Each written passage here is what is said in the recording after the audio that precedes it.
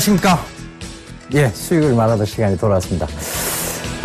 이 수익을 말하다 계속 진행을 하면서요, 여러분들이 굉장히 이 수익을 말하다를 즐겨보고 계신다 하는 것을 최근 강연회를 다니면서 제가 깨닫기 시작하고 있습니다. 여러분들 많이 보시더라고요. 그러니까 수익을 말하다 때 말씀드렸던 얘기들, 그런 것들을 많이 참고를 하시는 것 같아요.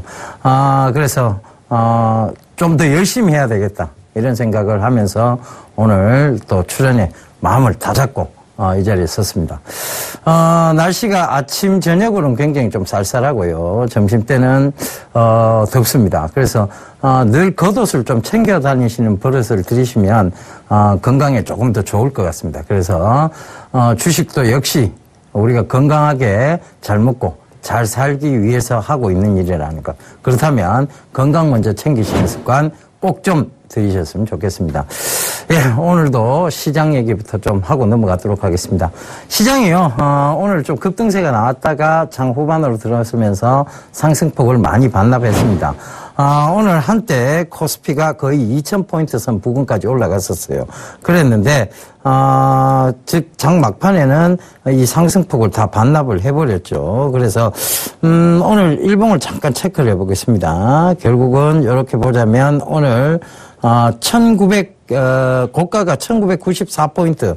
그러니까 1.27% 가까이 상승한 구간까지 올라갔다가 결국은 음봉으로 마감이 됐어요. 그러니까 오후장에서는 거의 상승폭을 다 마감을 했고요. 코스닥은 추세적으로 상승을 계속 이어나가는 모습입니다. 자, 코스닥 한번 보시게 되면 코스닥도 오늘 좀 갭을 크게 띄웠다가 음봉으로 마감이 됐습니다만 추세적 상승은 계속 이어져 가고 있다는 얘기죠. 자, 얼마 전까지만 해도 단 2주 전까지만 해도 시장은 굉장히 힘든 상황이었습니다. 그러니까 시장이 굉장히 어렵다, 이런 얘기들 나왔었고요. 그때 모든 전문가들이 나와서 차트를 다 깨고 내려가니까 1600포인트 간다, 1600포인트 간다, 그런 얘기를 많이 했었습니다. 그죠? 1600포인트. 뭐 1500 가신다 하는 분들도 있었고 1500p 이런 분들이 있었어요. 그죠? 그때는 이제 차트를 다 깨고 내려올 때였으니까요. 충분히 차트를 보면 그럴 수 있습니다. 그런 얘기 할 수 있죠. 근데 결국은 차트는 뭐다? 차트 뭐라고요? 이건 참고용입니다. 이게 차트가 산업을 다 얘기해 주는 것 같으면 얼마나 좋겠습니까? 그죠? 차트만 보고 매매하면 되는데 그 산업 분석할 필요도 없죠. 근데 우리가 왜 산업 분석합니까? 차트가 정답이 아니고 참고용이기 때문에 그렇습니다. 자, 산업을 분석해 보자고요. 그러니까 결과적으로 그 산업상 돈의 흐름을 우리가 분석을 했죠. 이 수익을 말하다 시간을 통해서. 그 돈의 흐름상 어떻다고 얘기됐습니까? 글로벌 초저금리의 기준점이 있다. 그죠? 글로벌 초저금리의 기준점이 있다, 이런 얘기 드렸습니다. 이 초저금리가 지속되고 있는 한은 시장은 반드시 빠르게 회귀합니다, 라는 얘기 드렸었죠. 자, 그렇게 심하게 꺼지던 장이 이제는 회귀를 하고 있습니다. 제가 말씀드렸던 바와 똑같이 지금 되어가고 있습니다. 미국의 9월 금리 인상 없다는 얘기 드렸고요. 빨라도 12월이라는 얘기 드렸고요. 그 얘기들도 다 맞았습니다. 그죠? 그러면 우리가 돌발 악재를 우리가 알 수 있느냐? 돌발 악재. 알 수 있을까요? 이걸 한번 짚어보자고. 돌발 악재. 예견된 악재가 아니고 돌발 악재. 그 돌발 악재 때 급락이 나오잖아요. 그 돌발 악재, 최근에 우리가 메르스 사태 때 돌발 악재가 터지면서 급락이 한번 나왔고요. 그죠? 그 다음에 미국의 9월 금리 인상, 아니 중국의 위안화 절하, 이 돌발 악재였어요. 내가 중국 정부도 아니고 이 위안화 절하를 어떻게 할 수 있습니까? 그죠?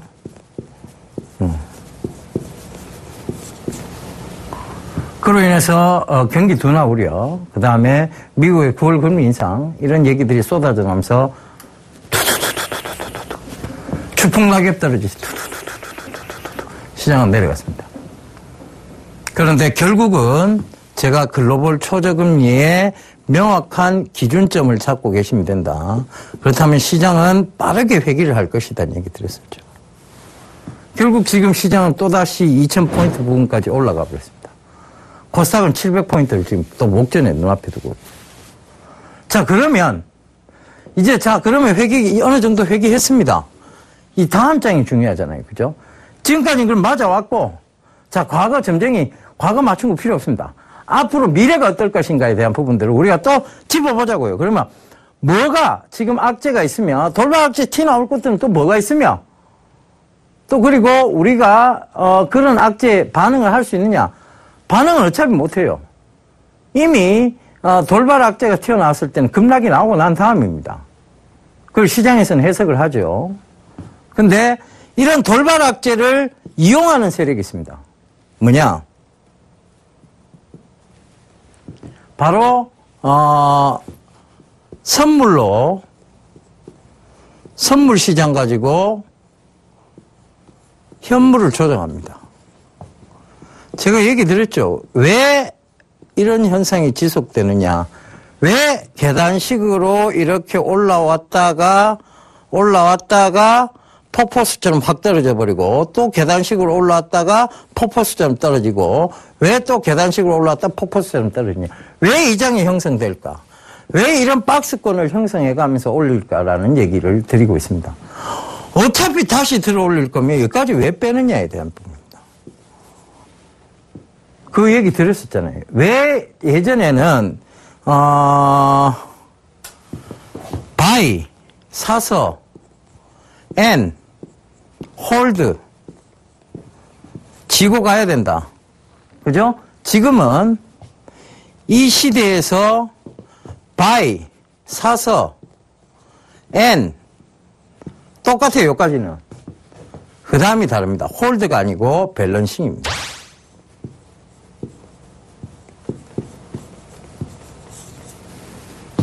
바이 앤 밸런싱. 전에는 바이 앤 홀더, B&H. 지금은 B&B입니다. B&B 그 아기 유아용품 중에 B&B가 있는데, 그죠? 자, 이런 식의 매매가 왜 맞느냐 하면 뭐의 등장으로 인해서?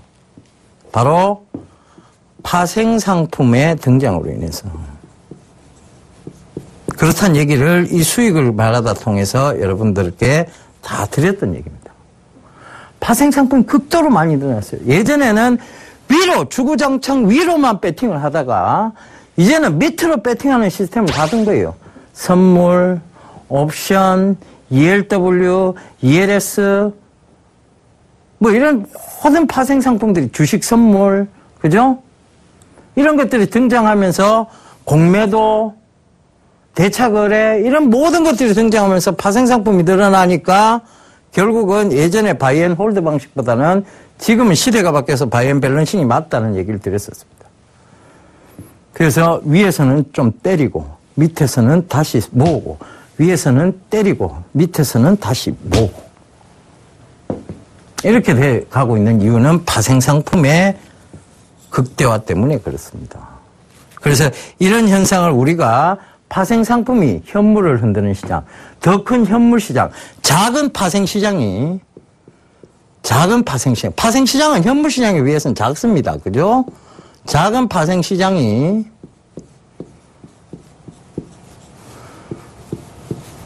큰 시장인 큰 현물 시장을 흔드는 현상.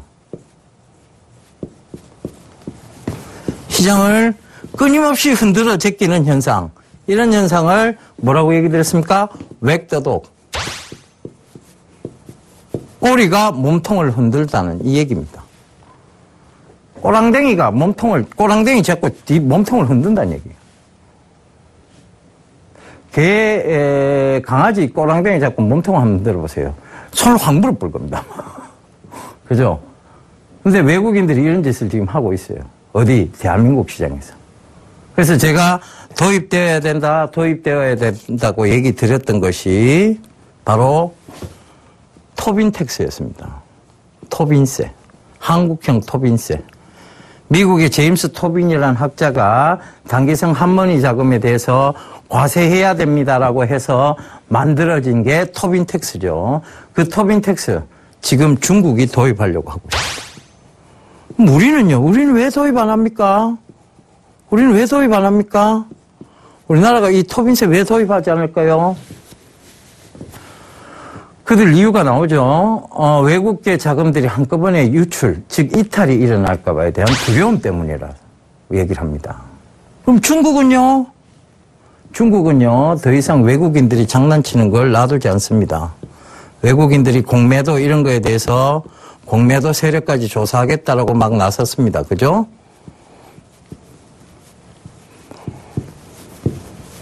그들은 시장 경쟁 체제가 아니고 철저하게 중앙 통제의 경제 체제를 가지고 있습니다. 아직도 그들은 공산주의 국가죠. 그러니까 그런 측면에서 보면 이 외국인들이 허게 과히 좋아 보이지 않습니다. 그러니까 그들은 토빈세도 부과를 하고 외국인 공매도 세력도 조사를 하는 겁니다. 그래서 증시의 장기적 안정성을 노리는 것이죠. 지금 우리도요, 만약에 이 토빈세를 도입을 하고 공매도 세력을 조사한다고 하면 단기적으로는 이게 악재가 될 수는 있을 거예요. 근데 결국은 외국계 장기적 자금들만 들어오게 되고 정상적인 시장의 흐름들을 맞춰 나가는, 그러니까 즉 장기적 안정성을 가지게 됩니다.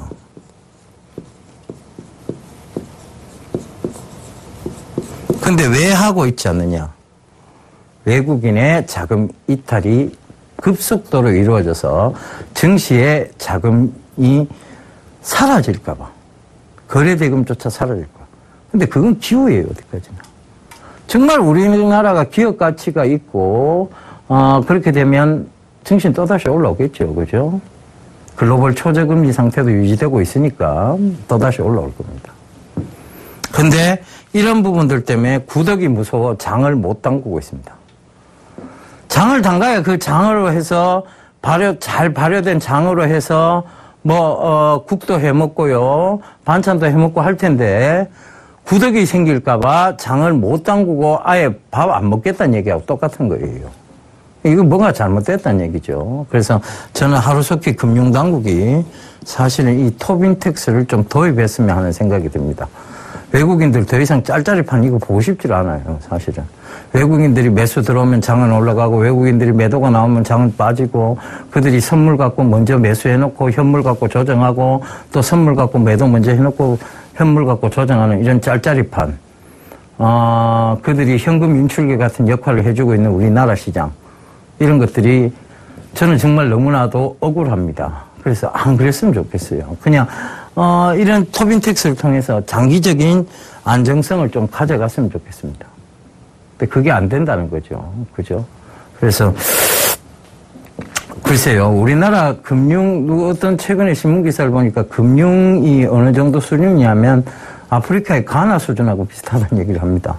그만큼 금융 후진국이라고 그들은 보고 있습니다. 언제까지 이런 놀림을 받아야 되는 것인지 참 억울합니다. 대한민국, 우리가 어떤 민족입니까? 정말 똑똑한 민족이에요. 배달의 민족이 아니고, 똑똑한 민족입니다. 성실과, 그 다음에, 노력으로, 자원이 부족한 것을 극복해 가고 있는 나라. 그러면서도 글로벌 업체들을 키워온 나라. 정말 대단한 국가입니다. 그럼에도 불구하고 그들의 웃음거리가 되고 있고 조롱거리가 되고 있다는 거. 정말 너무나도 억울한 사연이죠. 그래서 저는 이런 게 하루속히 좀 없어졌으면 좋겠습니다. 제 개인적인 바람입니다. 자, 얘기 이어가도록 하겠습니다. 자, 그러니까 이런 것들 때문에 웹도덕 현상이 지속이 되고 있었고 지금도 외국인들은 저것끼리 조절을 막 하고 현물을 선물시장 갖고 현물을 막 조절하고 있습니다. 자, 이건 이제 그렇다 치고요. 그러면, 우리가 이제 이런 흐름에서 우리가 그럼 취해야 될 태도는 뭐냐에 대한 얘기입니다. 자, 이걸 우리가 이 돌발 악재를 알 수 없다. 그렇다면, 우리가 방금 전에 말씀드렸던 바이 앤 밸런싱인데, 그죠? BNB, 바이 앤 밸런싱이에요. 그죠? 밸런싱인데, 이 밸런싱을 그러면 하려 그러면 뭐 해야 되느냐? 여기서는 분할 매도가 돼야 되겠죠. 그죠? 여기서는 분할 매수가 돼야 되겠고, 그 방식을 써야 돼요. 바이 앤 밸런싱 방식을. 그러니까 어떤 거 하면 좀 많이 올라왔다 싶으면 매도를 하셔야 되는데, 올라오면 더 올라올 것 같아서 삽니다. 떨어지면 더 빠질 것 같아서 공포에 의해서 매수를 못 해요. 근데 이 공포 자리 때 해병군 전문가가 여러분들 나와서 뭐라고 얘기 들었느냐? 기준점이 있다. 글로벌 초저금리 상태라는 기준점이 있으니까 적극적으로 매수해야 될 시점이다는 얘기를 드렸습니다. 초저금리. 그죠? 펀드멘탈의 훼손이 없는 시장 우려에 의해서 단순 우려로 빠진 구간. 이것은 매수 기회다. 그러니까 여러분들이 어떻게 하셔야 되느냐. 방송 부지런히 보시면 됩니다. 다른 거 필요 없습니다. 방송 부지런히 보시면 이런 기준점들을 다 우리가 얘기 드리잖아요. 초저금리 유지다. 펀드멘탈 훼손 없이 빠졌다. 이런 얘기들 계속 드렸잖아요. 그것만 계속 주구장창 참고를 하시면 되는데 여기 틀었다 저기 틀었다 여기 틀었다 저기 틀었다 요래 하시니까 어떤 사람은 나와가고 1500 간다 그러고 어떤 사람은 1600 간다 그러고 예병군 멘토 나와갖고 또 뭐 글로벌 초저금리 기준이니까 올라온다 하고 누구 말을 들어야 될지 헷갈립니다. 누가 무슨 얘기했는지도 모르고 헷갈리죠. 그러다 보면 나도 모르는 기준점이 없는 그런 사람이 돼버리고 맙니다. 그래서 그 기준점이 없다는 게 얼마나 위험한 매매라 하는 것을 여러분들이 너무나 잘 아실 거예요. 위에서는 못 팔고 밑에서는 공포스러워서 못 사고. 그러니까 누가 또 간다 그러니까 거기서 또 따라 붙습니다. 차트 보시는 분들은 간단합니다. 솔직히 말하면 차트 보시는 분들은 간단해요. 막 올라가면 이어서 하락합니다. 그죠? 막 올라간다. 주막하편 가는 말에 올라타라. 그죠? 주막하편 가는 말에 채찍질을 더 간다. 그죠? 그러니까 올라타라 이렇게 하죠. 그죠? 근데 거기서 시장이 안 좋아지면 무너지면 속절없이 무너지죠. 제가 이 막 올라가는 시점에서도 화장품, 바이오, 이제 이 꼭대기점에서 바이오 이제 리스크 있다 얘기 드렸었죠. 그죠? 근데 이때 막 바이오 화장품주 추천합니다. 지금도 또 화장품주 바이오주 또 추천합니다. 지금 안 올라오고 있는데. 삼성 LNS 최근 들어 또 누가 이거 5만 원 이상 그때 또 7만 원 간다 하다가 또 누가 이거 5만 원 이상 간다고 또 누가 얘기를 했나 봐요. 최근에 또 사신 분이 있더라고요. 제가 강연에 가보니까. 제가 얘기 들었잖아요. 이 삼성 LNS에 마스크 재고가 지금 쌓여가고 있다라고. 마스크 관련주, 마스크팩 관련주 제일 조심하셔야 된다. 특히 삼성 LNS라는 종목까지 얘기 다 드렸습니다. 삼성 LNS 차트 한번 보고 갈게요.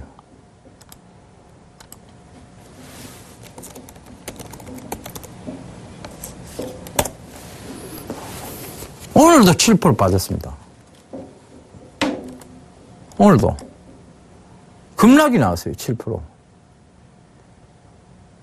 근데 왜 자꾸 이 저점이라고 생각을 하는지 모르겠습니다. 안 좋을 때는 안 좋을 수밖에 없어요. 그게 계속 드렸는데 왜 자꾸 이런 형태가 반복이 되는지 모르겠어요. 나는 제가 여러분 수익을 말하는 시간에 벌로 여러분 나와갖고 벌로 막 여러분들한테 얘기 드리는 거 아니에요. 다 조사하고 나름대로는 확고부동한 의견들을 여러분들께 전달해 드리고 있는 겁니다. 근데 왜 이게 참고가 안 될까요? 참 안타깝습니다. 왜 참고가 안 될까요? 여기 나와서 중국 제4 소비 관련주 뭐라고 얘기 드렸어요? 이제 우리 여기 스태프분들도 다 압니다. 중국 제4 소비 관련주 뭐라고 얘기 드렸습니까? 예? 귀에 딱지가 앉을 정도로 얘기 드렸어요. 섬유, 의류, 보험,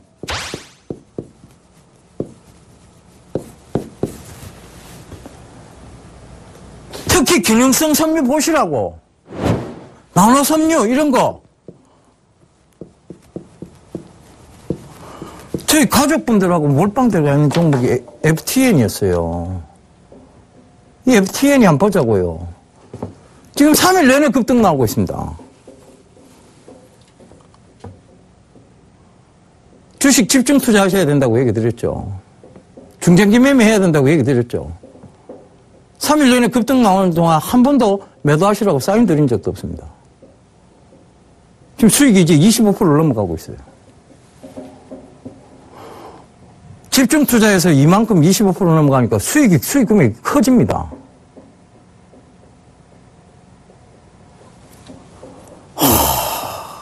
답답합니다, 진짜. 제가 이걸 제 마음을 어떻게 꺼내가 이거 보여드릴 수도 없고, 배를 갈라가 진짜 꺼내갖고 제 마음입니다 하고 딱 보여드리고 싶어요. 정말 안타깝습니다. 이 섬유, 의류, 보험주도 한번 봐보세요. 지금 최근에 손보사, 생보사 규제 완화시킨다고 그러죠, 그죠? 그리고 가격 제한 드는 거 완화시킨다고 하잖아요, 그죠?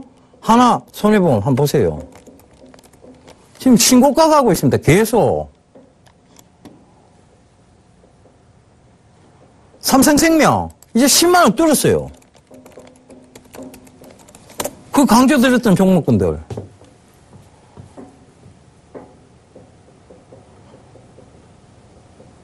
이게 강조드렸으면 좀 떨어질 때 계속 사모으시면 되잖아요.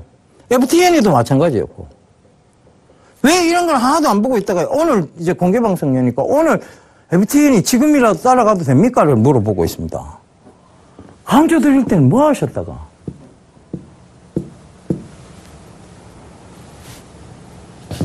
제가 어설프게 여러분 뭘 들고 나와서 여기서 얘기하지 않습니다. 그러면 제가 서울경제TV에 굉장히 미안한 사람이에요. 제가 어설프게 들고 나와서 서울경제TV에서 계속 얘기하면 이 앞에 계신 스태프분들한테도 미안하고요. 이 고생하고 계신데 1시간 동안 내가 이 엉뚱한 소리 하자고 여기서 들고 나와서 뭐를 얘기하고 있다. 이분들 그냥 고생시키는 거예요. 그래서 그런 짓 안 합니다. 우리 PD님 매주 저 때문에 고생하고 있어요. 그죠? 지난주에는 추석 낑겨 있다고 미리 녹화한다고 또 그것 때문에 또 고생하셨어요. 그죠? 근데 내가 1시간 동안 여기서 쓸데없는 소리를 해야 됩니까? 그 쓸데없는 소리 안 하고자 뭐를 찾아보고 또 들고 나오고 뭐를 찾아보고 들고 나오고 하고 있는 겁니다. 제가 지지난주죠. 바로 대선 관련주 이제 여러분 보셔야 될 때다는 얘기 드렸습니다. 그 얘기 드리고 나서 대선 관련주들 반기문 유엔 총장 관련주 티 뿌고 박원순 서울시장 관련주 티 뿌고 안철수 관련주 중 일부 티 뿌고 오늘은 문재인 의원 관련주가 티 뿝니다.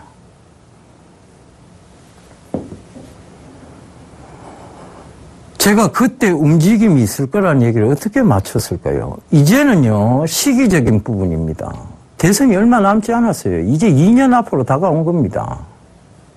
그럼 이들은요, 벌써부터 준비를 해야 돼요. 내년에 총선이 있습니다. 벌써 준비해야 돼요. 그러니까 보시라는 얘기 드렸던 겁니다. 대선 관련주는 미리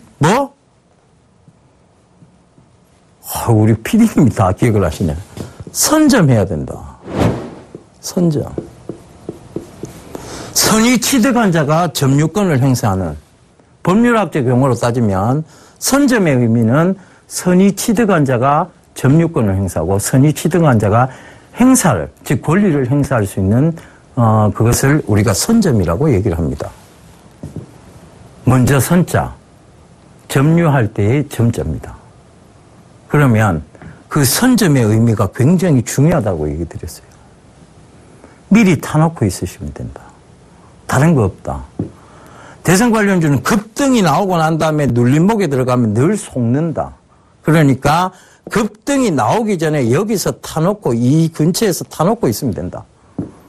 그게 선점의 의미이다는 얘기까지 다 드렸습니다.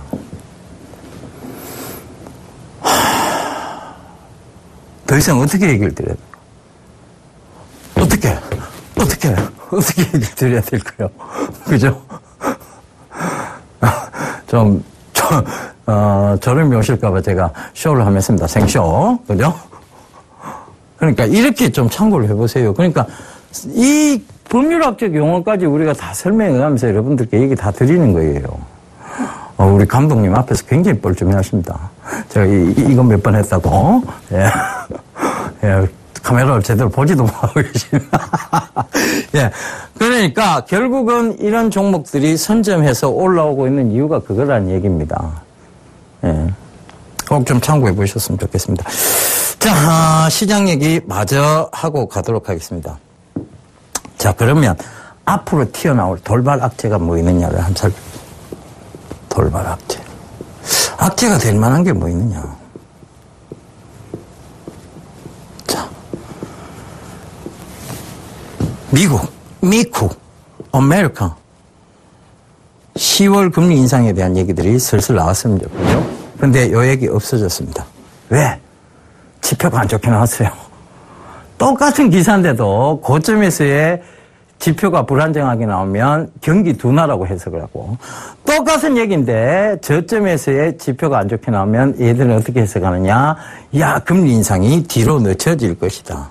금리 인상 시기에 대한 호재로 작용을 합니다.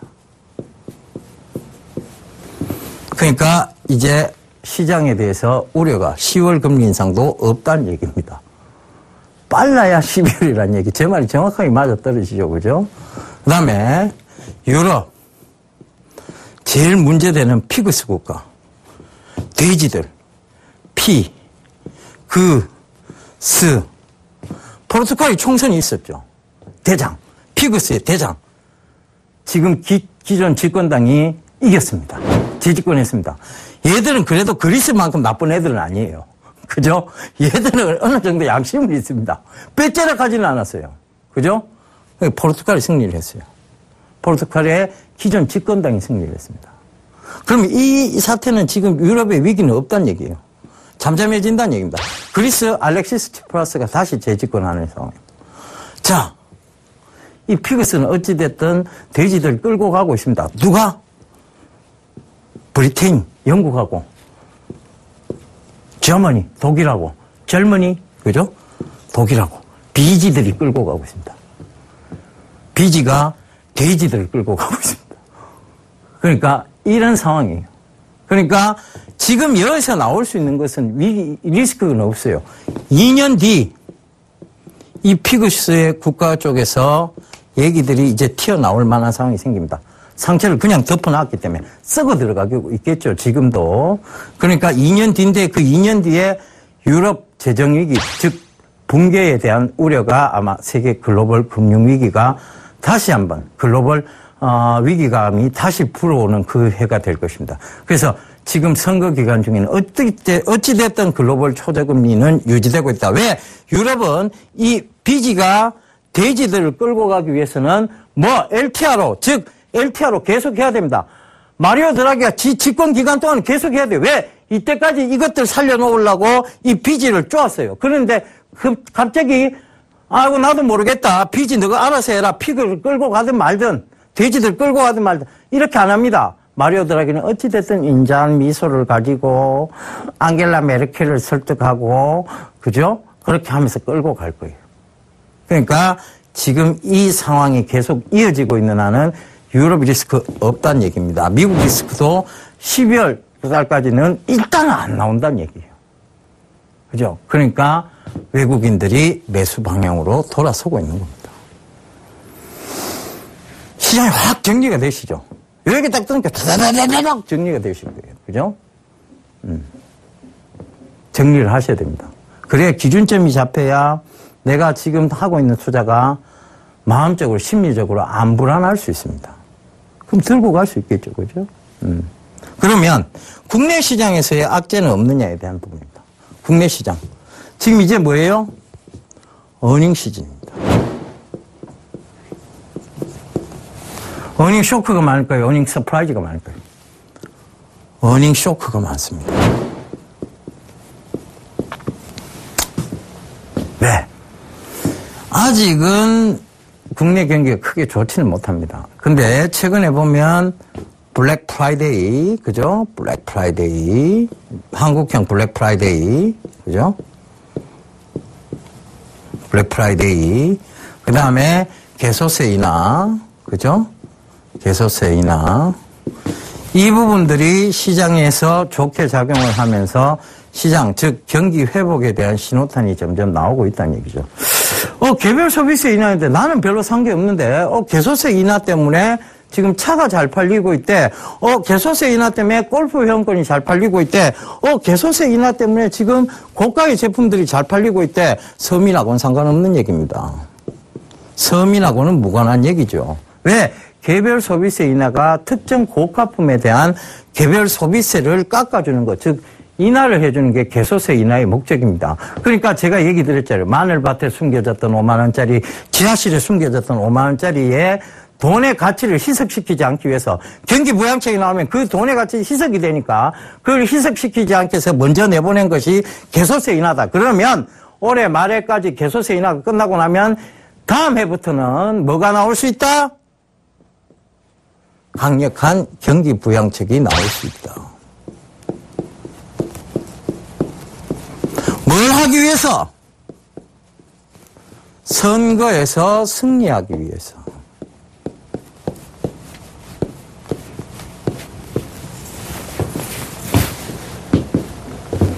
자자자자자 그림이 그려지죠. 그죠? 그러니까 결국은 이런 부분들이 시장을 지금은 안전하다고 볼 수 있는 요인입니다. 그래서 악재 소멸이다.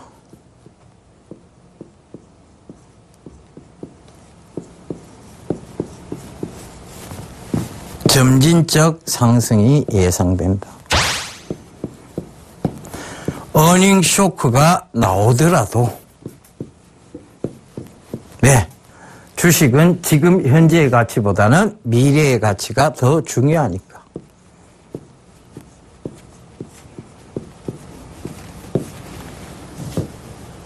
이해되시죠? 자, 정리 다 됐습니다. 그러니까 지금 여러분들이 하고 계신 투자는 불안의 영역이 아니고요. 확신의 영역입니다.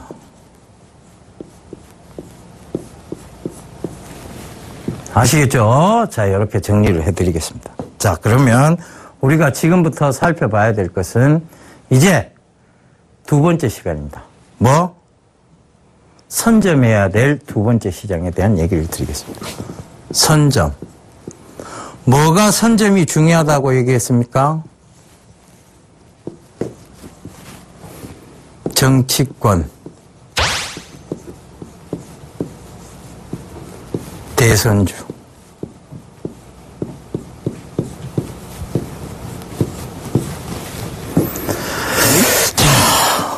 우리가 이런 얘기 한다는 게 참 어떻게 보면 이 증권방송에서 이런 얘기 한다는 게 좀 우습긴 합니다. 그죠?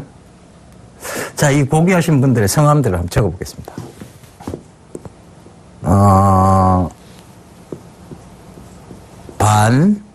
반기문, 박원순, 문재인,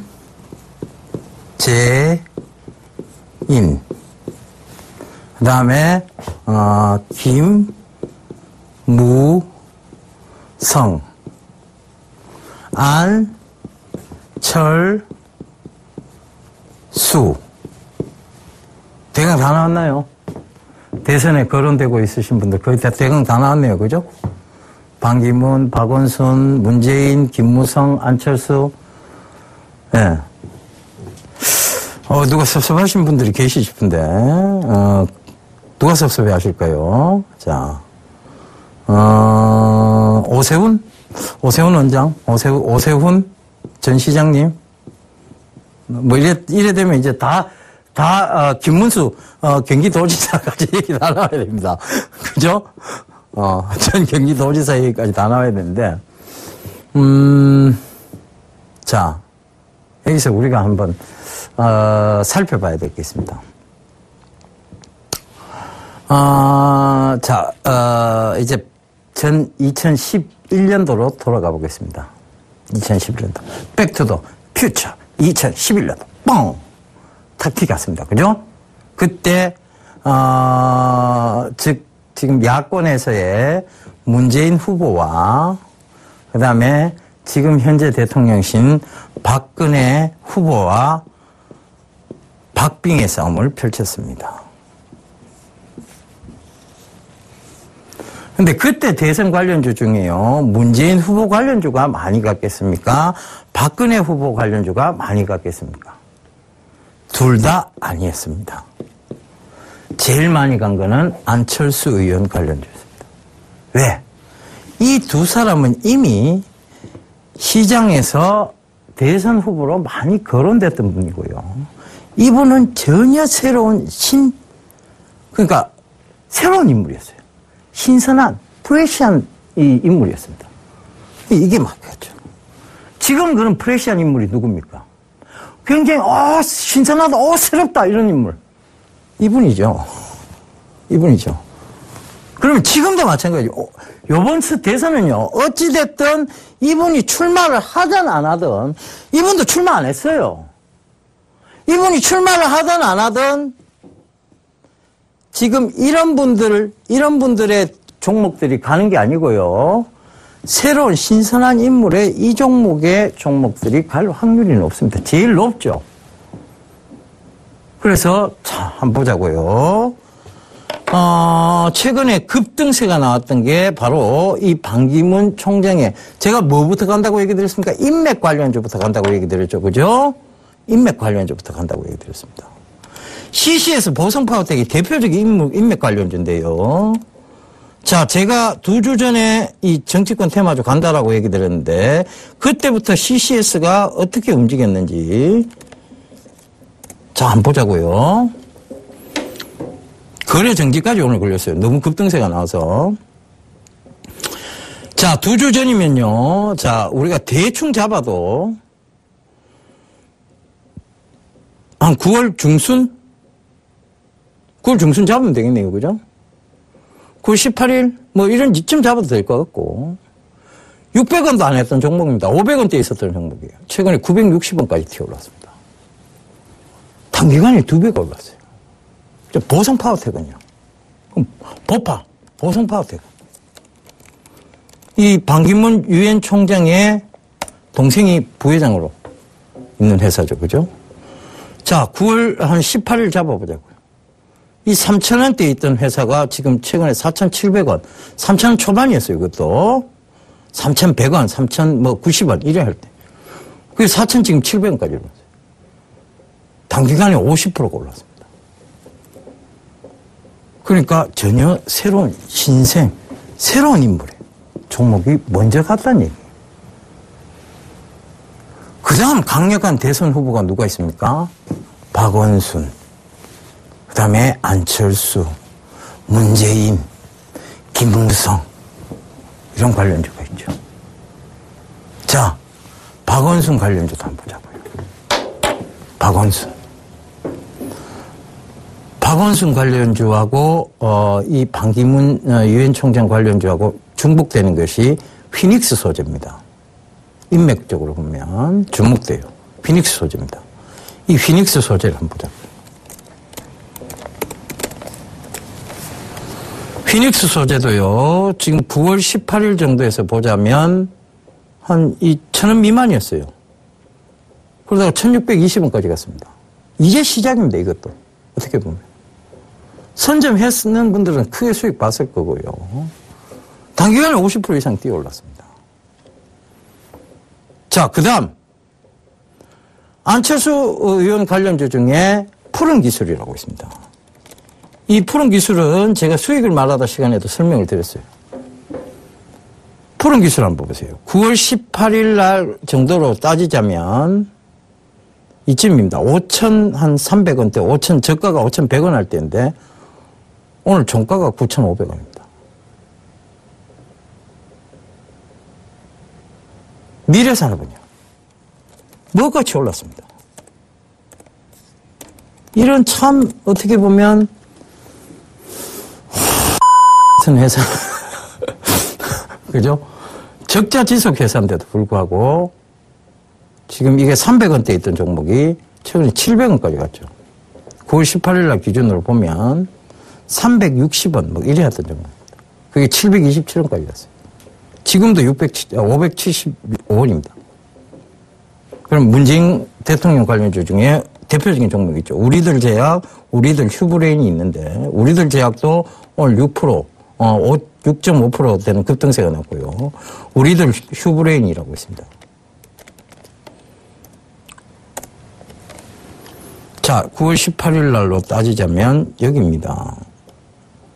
여기서부터 2,750원대부터 지금 4,200원대까지 한꺼번에 쭉쭉쭉쭉 계속 올라왔습니다. 명확한 증거 자료들이 나오죠. 아, 진짜 맞네. 예병군 멘트 말대로 이제 대선 관련주들이 본격적으로 움직인 거네. 움직임이 이제 시작된 겁니다.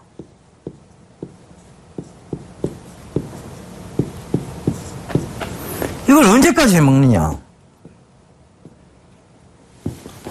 올해 12월 초까지라고 보시면 됩니다. 그러다가 내년 총선이 시작되는 4월 이전에, 4월이 총선이죠, 그죠?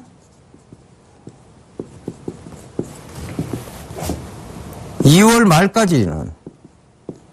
말까지는 또 조용할 거예요. 또 조용하다가 4월 총선 때까지 또 한 바람이 불 겁니다. 그리고 나서 내년 여름, 그리고 8월 이전까지 또 조용할 거예요. 8월 달부터 또 본격적인 움직임들이 잡히기 시작할 겁니다. 보통 대선 관련주의 흐름들이 이러합니다. 이게 평균적인 통계치고 이게 여러분 제가 단연간 연구해온 부분들을 여러분들께 말씀드린 겁니다. 그러면 지금부터 여러분들이 무슨 종목들을 봐야 되느냐? 자, 대선 관련주 집중 투자하시면 안 돼요. 제가 집중 투자 강조 드렸는데 대선 관련주는요, 집중 투자를 하면 안 갑니다. 집중하면 안 가요. 그럼 뭐 해야 되느냐? 누구 한 사람에 집중하되 분산 투자를 하셔야 됩니다. 그 대선 관련주 여러 개로 나눠지잖아요. 그죠? 뭐, 예를 들면, 문재인 의원 관련주라 그러면 우리들 제약, 우리들 휴브레인 이런 것들이 나옵니다. 그죠? 그럼 그 두 가지로 분산하면 돼요. 그리고 반기문 유엔 총장관 CCS, 보성파워텍 이런 것들 나오잖아요. 그 분산하면 됩니다. 거기다 휘닉스 소재까지 있어요. 분산하면 돼요. 그럼 안철수 관련주 중에는 뭐, 다물 멀티미디어, 오픈베이스, 써니전자 이런 것들 있잖아요. 분산하면 됩니다. 푸른 기술은 이미 튀서 어쩔 수 없고, 그죠? 티프스가 어쩔 수 없고. 그러니까 이런 종목들로 분산해 놓으면 됩니다. 선점만 딱 해놓고 있습니다. 그럼 뭐, 어느 쪽에 몰린, 즉, 개인들이 많이 몰린 쪽은 크게 안 올라가겠죠, 그죠? 안 몰린 쪽은 크게 올라가 버립니다. 그럼 이거 뭐 크게 안 올라간 거 번전하더라도 이거 크게 올라가 버리면 크게 수익을 봅니다. 그러니까 대선 관련주는 여러분 철저하게 인맥 관련주로 들어가야 되면서도 지금 단계는 그래요. 인맥 관련주여야 됨에도 불구하고 무조건 인맥 관련주 중에서도 이것을 분산 투자하셔야 됩니다. 분산. 아시겠죠? 자, 이렇게 잡아가셔야 돼요. 대선은요, 어찌되었건 이 대선은 주식시장에서요, 5년마다 한 번씩 주는 선물입니다. 이건 비단 우리만의 얘기가 아니고요, 우리만의 얘기 아니에요. 미국도 그러합니다. 미국도 처음에, 오바마 대통령이 출마했을 때, 오바마 인맥 관련주가 떴습니다. 솔직히 말씀드리면, 좀 친하게 지냈다고 인맥 관련주 다 올랐습니다. 그 다음에 오바마 정책 관련주였죠, 그죠? 유헬스케어 이런 거 다 올랐습니다. 미국도 똑같아요. 똑같습니다. 그럼 이웃 나라 일본은요? 일본도 똑같습니다. 얘들은 한 번씩 내각제잖아요. 그죠? 그럼에도 불구하고, 이 아베 총리 관련주들이 그때 다 올랐어요. 그죠?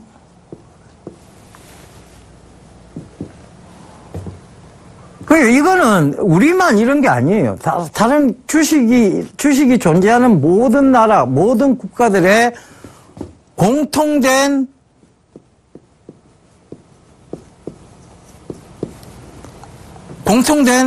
어떻게 보면 선물입니다. 제가 얘기 드렸잖아요. 여러분들 월스트리트, 그죠? 월스트리트, 월ST. 이 월가 앞에 가보면 돈 이그노 가버먼트라는 얘기가 적혀 있다고. 정부 무시하지 말라고. 그러니까 정책 무시하지 말라는 얘기예요. 이런 얘기들이 결국은 우리 시장에도 반영된다는 얘기입니다. 똑같습니다. 우리도요, 지금 이제 대선 관련주들이 이제 움직이기 시작할 시점이에요. 선점의 의미에서 찾아보셔야 되고요. 이 정책이나 그들의 정권에 대해서 그게 무시하지 않는 시장이 바로 이 증시입니다.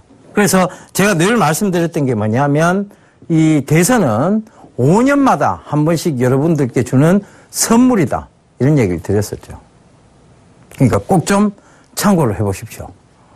그래서 여러분들이 그런 게 참고가 되면 먼저 선의 취득해서 권리를 행사하실 수 있습니다. 선점의 의미를 반드시 참고하시면 되겠습니다. 예, 오늘도 부지런히 달려왔는데요. 시간이 정말 짧습니다. 모질하네요. 그죠? 더 많은 얘기를 드리고 싶은데 시간이 아쉽습니다. 자, 다음 주에도 더 신선하고 그리고 여러분들께 도움이 되는 알찬 얘기들을 가지고 다시 찾아뵙도록 하겠습니다. 감사합니다. 여러분이었습니다.